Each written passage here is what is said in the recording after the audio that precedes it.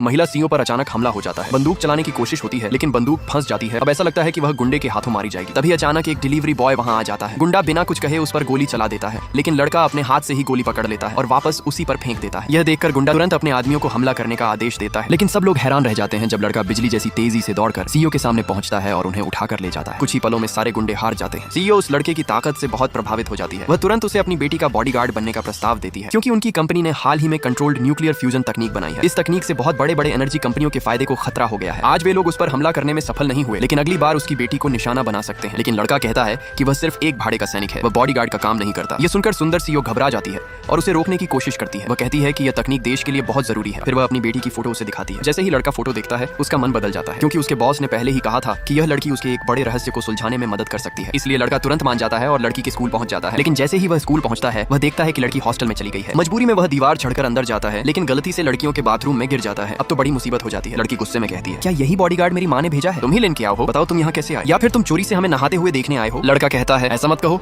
मैं शरीफ आदमी हूँ। तुम्हारी माँ ने मुझे तुम्हारी सुरक्षा के लिए भेजा है। लड़की कहती है, मुझे तुम्हारी सुरक्षा की जरूरत नहीं है, तुम यहाँ से चले जाओ। तभी उसकी दोस्त आती है और कहती है, जिरुओ, झांग मेंग फिर से हॉस्टल के नीचे आया है। वह कह रहा है कि आज तुमको उसका प्यार स्वीकार करना ही होगा। लड़की परेशान हो जाती है। झांग मेंग एक अमीर घर का बिगड़ा हुआ लड़का है। लड़की उसे बिल्कुल पसंद नहीं करती, लेकिन वह धमकी देता है कि तुम्हारे घर की न्यूक्लियर फ्यूजन तकनीक पर पूरे शहर के बड़े लोग नजर लगाए बैठे हैं, सिर्फ हमारा झांग परिवार ही तुम्हें बचा सकता है। यह कहकर वह लड़की का हाथ पकड़ लेता है। यह देखकर लड़का तुरंत आगे आता है और उसका हाथ छुड़ा देता है। अमीर लड़का गुस्से में पूछता है, तू कौन है? लड़की तुरंत कहती है, ये मेरा बॉयफ्रेंड है। लड़का भी लड़की के कंधे पर हाथ रख देता है ताकि अमीर लड़का पीछे हट जाए, लेकिन अमीर लड़का गुस्से में अपने सारे गुंडों को बुला लेता है। उसे लगता है कि थोड़ी देर में यह गरीब लड़का बुरी तरह पिटेगा, लेकिन जब वह पीछे मुड़कर देखता है तो उसके सारे आदमी जमीन पर पड़े होते हैं। असल में उसे किसी ने लड़की के घर की तकनीक चुराने के लिए भेजा था, इसलिए वह दुनिया के सबसे खतरनाक हत्यारे को लड़की को मारने के लिए बुला लेता है। उधर लड़की अपनी दोस्त की पार्टी में जाने की तैयारी कर रही होती है। वह बॉडीगार्ड से छुटकारा पाने के लिए एक चाल चलती है। लड़का जैसे ही कुछ लेने जाता है, लड़की दरवाजा बंद करके चुपके से निकल जाती है। जब लड़का वापस आता है तो उसे समझ आता है कि उसे धोखा दिया गया है। वह तुरंत दरवाजा तोड़ देता है और मोटरसाइकिल लेकर लड़की के पीछे निकल पड़ता है। लड़की को अभी तक खतरे का अंदाजा नहीं होता। अचानक हमला हो जाता है। गुंडा गाड़ी के टायर पर गोली मार देता है और गाड़ी बेकाबू हो जाती है। अंदर बैठी लड़की घबरा जाती है